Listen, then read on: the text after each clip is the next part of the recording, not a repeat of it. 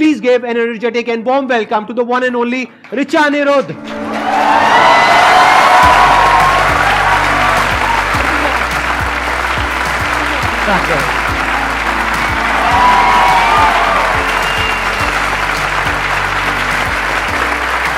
Please, बैठिए।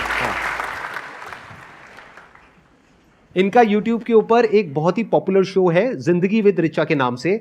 और आपको एक बहुत इंटरेस्टिंग बात बताता हूं, आज से आई थिंक 12-13 साल पहले मैं आया था आपके शो में। 2009 में मैं इनके शो में गया था। जिंदगी लाइव के नाम से इनका एक शो था।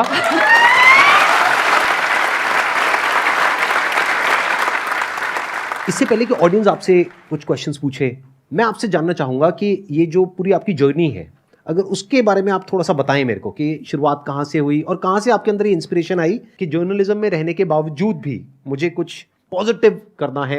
2002 आई जॉइंड जी। 2005 फिर मैं यहाँ आई, एक चैनल 7 शुरू हुआ था, चैनल 7 जागरण वालों का था, जो कि 2006 में IBN 7 बना, जिसमें फिर आप आए। 2007 में जिंदगी लाइव आ गया मेरी ज़िंदगी में, और जिंदगी लाइव नहीं आता तो शायद मैं जर्नलिज्म छोड़ के भाग जाती, क्योंकि 2006 तक आते आते मैं फ्रस्ट्रेट भी होने लगी थी कि हम क्यों, उसके पीछे क्या रीजन है? थोड़ा बताइए ना, मतलब मजा आएगा। ये थोड़ा अंदर की बातें लोगों को पता होनी चाहिए। ये कह रही है जर्नलिज्म से थोड़ी फ्रस्ट्रेट हो गई थी, तो मेरे अंदर क्यूरियोसिटी आ रही है कि ऐसा क्या था जर्नलिज्म में जिसकी वजह से फ्रस्ट्रेट हो गए। हाँ, बाहर बहुत सारे मेरे एक्स बॉसेस, दोस्त सब है। नाम मत लीजिए किसी का भी, नाम नहीं बताइए। मैं शायद उस पीढ़ी को बिलोंग करती हूँ जिसने 2002 में जब न्यूज पढ़नी शुरू की, तो we were not exactly like Doordarshan, थोड़े से इवॉल्व हो गए थे, लेकिन मतलब एकदम स्ट्रेट फेस न्यूज नहीं पढ़ते थे, एक्सप्रेशन के साथ पढ़ते थे, आज ये हुआ, भारत जीत गया ये।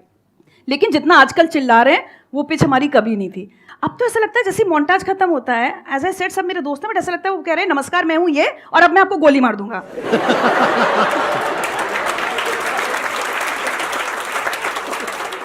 लेकिन मैं ये कह सकती हूँ कि हम वो गुनहगार हैं जहां से इसकी शुरुआत हुई थी। हमारे टाइम पे वो सांप बिच्छू वाली स्टोरीज नहीं चलती थी, यहाँ बिच्छू, और या फिर प्रिंस गड्ढे में गिरा है वाली स्टोरी सबको याद होगी ना।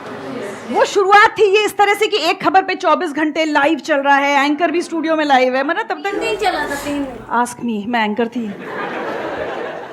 टॉक बैक में आवाज आ रही है, कैलाश खेर लाइन पे हैं। अब ठीक है, बच्चा गड्ढे में गिरा है, उसके रेस्क्यू ऑपरेशन चल रहे हैं, अब कैलाश खेर से मैं क्या पूछूं ऐसे में? तो मैं इशारा कर रही हूँ कि क्या पूछूं? नहीं गाना गवाओ, गाना, क्योंकि अब टाइम पास करना है, आपके पास कुछ। मैं कह रही हूँ कैलाश जी आपको पता है, वो कह रहे हैं जी। मैं कहा कैलाश जी कुछ गा दीजिए बच्चे के लिए। आप समझ, अब इस ट्रेजेडी में कॉमेडी हो रही है टोटल, और and I have to maintain a straight. और उन्होंने गाया, टूटा टूटा एक परिंदा ऐसे।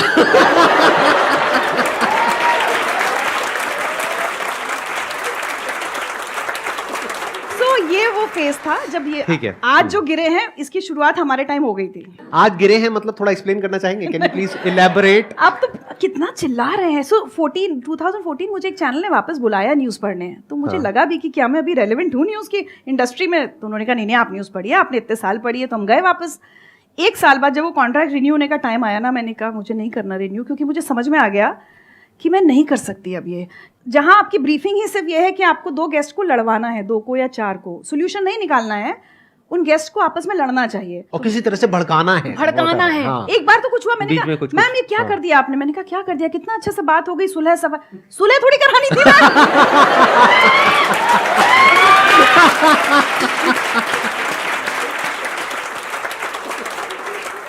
एंड फिर मैंने 2015 was like the end of reading news, but उस बीच 2007 से 2014 तक जिंदगी लाइव आ गया, तो कम से कम मैं टिकी रही वहां पर जहां मैं थी। और वहां पे आई एम नॉट श्योर आप में से कितने लोगों ने देखा है, कितनों ने नहीं देखा है, बड़ा ही कमाल का इनका वो शो था जिंदगी लाइव, जहां पर मैं गया था। वहां की जो एनर्जी थी, जो ऑरा था, जो वाइब्स थी वहां की, उसकी शो की, सेट की, दैट वाज अमेजिंग। जिंदगी लाइव जब बंद हो गया और मैं कहीं जाती थी ना, लोगों को शायद मेरा नाम याद ना हो, बट लोगों को जिंदगी लाइव याद रहता था, तो मुझे बड़ा अच्छा।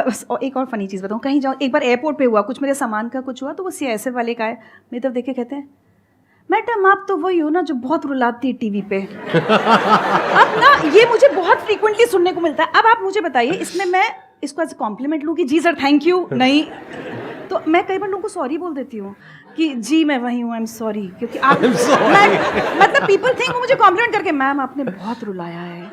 मेरे लिए धर्म संकट है कि मैं इसको अच्छे से लूँ या बुरे में लूँ कि बहुत रुलाया है मैंने लोगों को। But on a serious note अच्छी बात ये लगती है कि हमने कुछ ऐसे टॉपिक्स उस ज़माने में छुए। हमने एसिड अटैक सर्वाइवर्स के बारे में बात की। जब मैं ये कह रही हूँ कि मुझे लगने लगा था कि हम सोसाइटी के रियल इश्यूज़ पे तो बात ही नहीं कर रहे, वो हम आज भी नहीं कर रहे, वो टीवी आज भी नहीं कर रहा। आज भी सिर्फ आप लड़ाई कर रहे हैं, कुछ आपके पास सेट मुद्दे हैं जिस पर इन लोगों को लड़वा दो। कौन बात कर रहा है कि देश में एसिड अटैक्स हो रहे हैं लड़कियों पर या किसी पर भी, इवन लड़कों पर भी हो जाते हैं। उस ज़माने में 2007 में जब मैंने होमोसेक्सुअलिटी पे बात की थी ना संदीप, मैं भी बहुत कंफर्टेबल नहीं थी, पहली बार वो एपिसोड किया। हमने चाइल्ड सेक्सुअल अब्यूज़ पर जब बात की तो आई थिंक प्रॉब्ली वो हिंदी टेलीविजन पर चाइल्ड सेक्सुअल अब्यूज़ के सर्वाइवर से बात करने वाला पहला टीवी शो था। तो उस चीज़ का एक सेटिस्फैक्शन होता था। मोटिवेशनल तो बहुत किए, गरीब घरों के बच्चे जो IAS बन गए या IIT में चले गए, डॉक्टर्स बन गए, वो तो गोविंद जायसवाल आज भी लोगों को याद हैं। आज भी आप सोचिए 2007 का एपिसोड है वो, 15 मुझे नहीं पता क्या था उसमें। वो रिक्शे वाले के बेटे हैं, बनारस में उनके पापा रिक्शा चलाते थे और वो IAS बने थे। अच्छा। उस साल एक में तो गोविंद जायसवाल आए थे, फिर एक में कुलदीप चहल, इंद्रजीत महाता, वो सब IPS ऑफिसर्स हैं इस समय, कहीं कहीं SSPs हैं, और कोई बिल्कुल बहुत गरीब मजदूर का बेटा था। तो क्या होता है, मुझे आज तक लोग ये कहते हैं, अब तो मुझे ब्यूरोक्रेट्स मिलते हैं जो ये कहते हैं कि जब हम पढ़ रहे थे और हमें जब हम डिमोटिवेटेड हो जाते थे तो हम ये देखते थे अरे ज़िंदगी लाइफ में अगर ये लड़का कर सकता है तो हम भी कर सकते हैं। तो एक वो मोटिवेशनल पार्ट भी किया और एक social awareness about acid attack, child sexual abuse, homosexuality, ये सब भी हमने बहुत काम किया। काफ़ी ऐसे शोज होते थे जहाँ पे आपकी आंखों से आंसू गिरते थे, आप रोते थे, तो क्या वो एक्चुअल था? हाँ, बिल्कुल बिल्कुल बिल्कुल। नहीं, हमें ग्लिसरीन नहीं मिलती थी। मैं मतलब सीरियसली पूछ रहा हूँ, ऑन अ सीरियस नोट, मतलब वो क्या होता था? मतलब आप इन्वॉल्व हो जाते थे मतलब उस कॉन्वर्सेशन में या उनकी स्टोरी में? हाँ, मतलब मुझे ऐसा लगता है एज एन इंटरव्यूअर आप तभी इंटरव्यू कर सकते हो जब आप ये महसूस कर पाओ। इनफैक्ट कई बार ये मेरे लिए ना ट्रॉमेटिक भी हुआ है कि अच्छा। मैं कई बार उन गेस्ट को बहुत बहुत दिन भूल नहीं पाती थी। बहुत सारे गेस्ट के साथ हम लोग लगातार टच में भी रहते थे। तो बस वही, अगर कोई मेरे सामने कोई मदर बैठी है तो मैं ये सोच अपने आप को एज अ मदर कि भाई मेरी भी एक बेटी है, ये हो सकता है। तो मुझे ऐसा लगता है कि हम बहुत डिटैच होकर ना कभी जर्नलिज्म कर नहीं सकते। बट मैंने इसका उल्टा देखा है, please correct me if I am wrong, मैंने ये देखा है कि मतलब बड़े कोल्ड होते हैं कि मतलब कोई किसी के साथ में कुछ हो रहा है उनको फर्क ही नहीं पड़ रहा, उनको अपनी न्यूज से पड़ी है। ऐसा हमने मूवीज में भी देखा है, जिस तरह से दिखाते हैं, और एक्चुअल में रिपोर्टिंग में भी हमने देखा है। मेरे साथ तो आपके साथ ऐसा नहीं होता था? नहीं, इनफैक्ट जब न्यूज भी पढ़ती थी तब भी नहीं होता था। शायद इसीलिए कहते हैं ना, यूनिवर्स में आप जो एनर्जी दो वही आप अट्रैक्ट करते हो। मैं एज अ जब एंकर थी ना तो मुझे कई बार कह दिया जाता था, अरे एंकर हो, बिल्कुल फ्लैट होके पढ़ जाओ खबर। जब आरुषि मर्डर केस हुआ था या निठारी कांड हुआ था उस ज़माने में, मतलब मैं कई बार कैमरा से मुझे हटाना पड़ता था कि भाई कुछ विजुअल्स लगा दो, रिचा को हटाओ, क्योंकि रिचा के आंसू टप टप टप बह रहे होते थे। तो मैं कहती थी कि भाई जर्नलिज्म तो one part of my life है ना, मैं अपनी इंसानियत कैसे भूल जाऊँ? मेरी भी एक छोटी बेटी है, मैं ये देख रही हूँ क्या हो रहा है।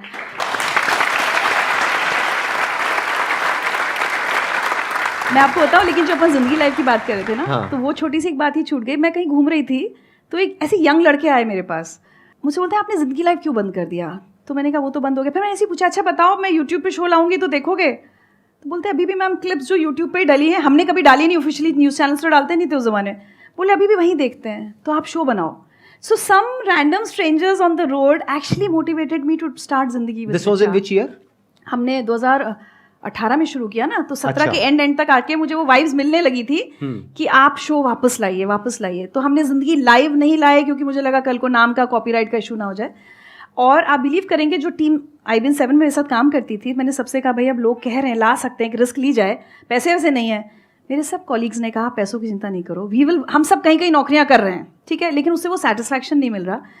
आपका शो बनाओगी, हमें वो वाला सेटिस्फैक्शन मिलेगा कि अच्छा काम करने वाला। पहला सीजन मेरी किसी टीम मेंबर ने मुझसे पैसे नहीं लिए, किसी ने नहीं, एडिटर, कैमरा पर्सन, किसी ने नहीं। क्या बात है, हमने पहला सीजन फ्री में ऐसे ही बनाया। ये दिखाता है कि आप सिर्फ अच्छे इंसान दिखते नहीं हैं कैमरे के सामने, आप एक्चुअल में भी अच्छे इंसान हैं, तभी इतने सारे लोग आपके साथ आकर के खड़े हुए। नहीं तो आज के ज़माने में कोई किसी के लिए नहीं खड़ा होता है। नहीं, मैं हमेशा बोलती हूँ लोगों ने पैसे कमाए होंगे, मैंने रिश्ते कमाए, ये तो है। क्या बात है, क्या बात है। Hello ma'am. Hello sir. Hello ma'am, पहले तो आप बहुत सुंदर लग रहे हो और आपको देख के एक एनर्जी फील हो रही है सच में, और वुमेन्स के लिए आप एक इंस्पिरेशन लग रहे हो। Thank you so much. और मैम मैं आपसे एक क्वेश्चन पूछना चाहती हूँ कि इस एज में भी खुद को एनर्जेटिक रखने के लिए और मोटिवेटेड रखने के लिए मतलब आप क्या करते हो? 2-3 चीज़ें हैं। मेरा एक तो ना, मेरी सबसे बड़ा टॉनिक मेरा काम है। इनफैक्ट मैं आज ही अपनी टीम को बोल रही थी कि अब क्या हुआ, कल मैं गुजरात में थी, मतलब परसों मैं रन वाली साइड, गुजरात में भी बिल्कुल भुज अंजार साइड, वहाँ शूट कर रही थी। अपने शो के लिए? नहीं, एक डॉक्यूमेंट्री के लिए। अच्छा। कल रात 10:30 बजे मैं घर पहुंची हूँ, 10:30-11, क्योंकि फ्लाइट लेट हो गई। आज सुबह मैं यहाँ आ गई, परसों मैं अयोध्या और उसके बाद वाराणसी में लगातार ट्रैवल कर रही होंगी, मतलब अगले 15 दिन आई एम ट्रैवलिंग। तो मैं यही बोल रही थी कि चलो कोविड का वर्क फ्रॉम होम अब खत्म हुआ, अब ट्रैवलिंग शुरू हो गई, तो काम जब करती हूँ ना तो एनर्जी रहती है मेरे अंदर, मुझे ऐसा लगता है। दूसरा एक चीज़ मैं सोच के भी आई थी कि ज़रूर बोलूँगी आप सब यंगस्टर्स को, आप में से कितने लोग हैं जो कोई भी अपना मतलब प्रोफेशन के साथ कोई एक पैशन परस्यू कर रहे हैं, चाहे पेंटिंग करते हो, चाहे गाते हो, चाहे डांस करते हो। मेरे लिए म्यूज़िक एक बहुत बड़ा टॉनिक है। तो हमारे यहाँ मजाक होता है कि बारिश हो रही है तो इन्हें गाने सुनने, ये दुखी है तो इन्हें गाने सुनने, ये सुखी खुश हैं तो इन्हें गाने सुनने। कोई भी एक चीज़ आपकी लाइफ में अगर अपना पैशन है ना, कुछ अगर बचपन में कुछ करते थे उसको छोड़ना नहीं चाहिए। तो वो मुझे लगता है म्यूज़िक मुझे बहुत एनर्जी देता है। Whenever I am low I try and listen to music. किस तरह के गाने सुनते हैं आप? सब तरह के, डिपेंडिंग ऑन माई मूड। बारिश अभी तो 2 दिन से तो वो प्लेलिस्ट ही हमारी जब बारिश आ रही तो खैर मैं थी नहीं, कल रात से वो शुरू हो गया। मुझे मेरा पर्सनल फेवरेट एक नीरज आर्या का पंचरंग, पता नहीं कितने लोगों ने सुना है, मत कर माया को आएंगे। मुझे स्पिरिचुअल सूफी ये सब ज़्यादा अच्छा लगता है। एक और चीज़ जो आज की जनरेशन के इसके लिए मुझे थोड़ा दुख होता है कि जो मिस आउट कर रहे हैं आप लोग, क्लासिकल म्यूजिक मुझे नहीं लगता, हिंदुस्तानी क्लासिकल बहुत लोग सुनते हैं, वो मुझे मैं सुनता हूँ, मैं काफ़ी सुनता हूँ। Thank you. तो मैंने अपनी बेटी को इनफैक्ट बहुत बचपन से इसलिए शास्त्रीय संगीत सिखाया था कि मुझे लगता है इस जनरेशन में नहीं तो खत्म हो जाएगा हमारा। तो आप गाते भी हैं? मैं नहीं, मेरी बेटी गाती है, she is a classical vocalist, उसने शुभा मुदगल जी से भी सीखा है। तो कुछ एक चीज़ मुझे लगता है कि संगीत, और जो संगीत हम आजकल सुन रहे हैं वो नहीं, एक्चुअली कभी कोशिश कीजिए, चाहे अपने आप को सिर्फ एक दवाई की तरह ना फोर्स कीजिए। पंडित रविशंकर का सितार, बिस्मिल्लाह खां साहब की शहनाई, कोई हरी जी की बांसुरी, इतना यूट्यूब देखते हो ना दिन भर, डिसाइड कर लो सोने से पहले। मैं आपको सही बता रही हूँ, मैं उन रैपर्स के नाम नहीं लूँगी या कुछ भी नहीं, मैं किसी को क्रिटिसाइज़ नहीं कर रही, बट आप उनको भी सुनो, बट मैं कहती हूँ उसमें इतना सा अपना भी डाल लो यार, खत्म हो जाएगा नहीं तो अपना संगीत, सुनने वाले नहीं होंगे अगर, है ना। तो सोने से पहले 5 मिनट, ये भी एक मेडिटेशन है। आप हरी जी की बांसुरी कभी सुन के देखो ना, 5 मिनट में नींद आ जाए ना आपको, मेरी गारंटी। लेकिन हमने उस संगीत को कभी वैल्यू नहीं दी, जिसके लिए विदेशी पागल हो रहे हैं। विदेशों में कॉन्सर्ट देखो हमारे क्लासिकल म्यूजिशियंस के, हमने छोड़ दिया उसको। लाइफ में कुछ अपने एंकर्स हमेशा फिक्स रखने चाहिए। काम की भागदौड़ में फैमिली इज़ इम्पॉर्टेंट, कोई आपके कनेक्शंस, कोई आपके फ्रेंड्स, इतना मत दुनिया के उसमें, बिल्कुल सोशल मीडिया हमने इतना ज़्यादा कर दिया कि हर समय हम फ़ोन पर हैं, we are not even talking to the person sitting next to us. वो कुछ चीज़ें हैं। मेरे लिए I am a early riser, जो कि अगेन आप लोगों की जनरेशन के लिए तो शायद 10 बजे अर्ली मॉर्निंग होता होगा, मैं सुबह 5 बजे उठती हूँ।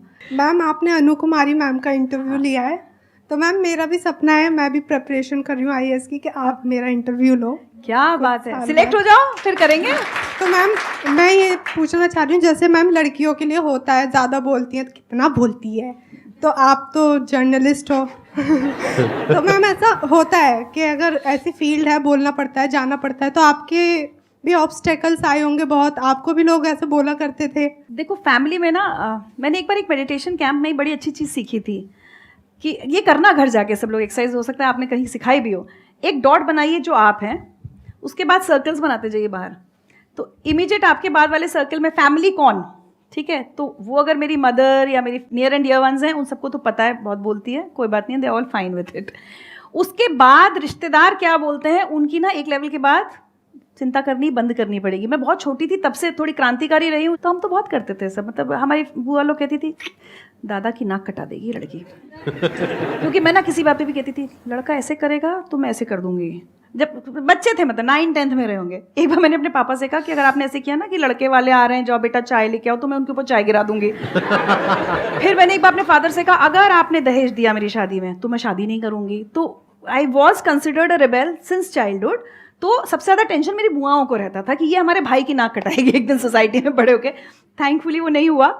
तो ज़्यादा चिंता कर, सबसे बड़ा रोग क्या कहेंगे लोग, तो मैंने बहुत ज़्यादा चिंता ना कभी सीरियसली की नहीं लोगों की कि कोई क्या कह रहा है। I have to live my life my way. मैं जो बोल रही हूँ जिसको सुनना अच्छा लग रहा है सुन ले, नहीं सुन। मैं तो कई बार ट्विटर पे लिख देती हूँ लोगों को, भाई नहीं पसंद आ रहा तो अनफॉलो करो मुझे। मैं कहने तो आई नहीं थी कि फॉलो करो ना, मैं फॉलोअर्स के चक्कर में पड़ती हूँ। सो ज़्यादा चिंता कभी नहीं करनी चाहिए। ये तय है कि आप जितना आगे बढ़ेंगी आपको खींचने वाले रहेंगे। जब आप अपनी मंजिल पे पहुंच जाएंगी तब बहुत सारे ऐसे रिश्तेदार आ जाएंगे जिनको आपने जिंदगी में देखा भी नहीं था। Success is relative, more the success.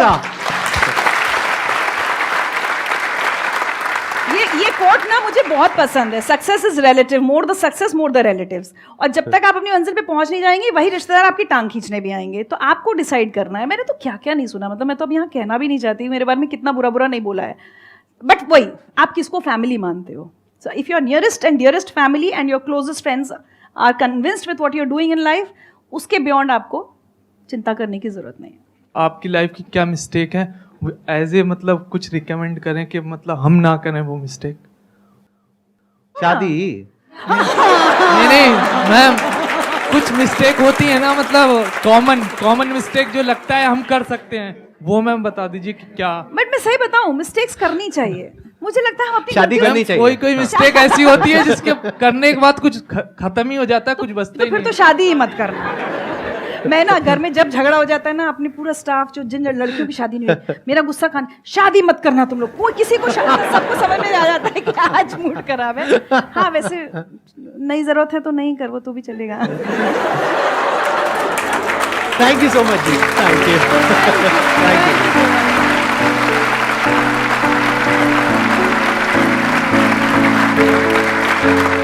Thank you.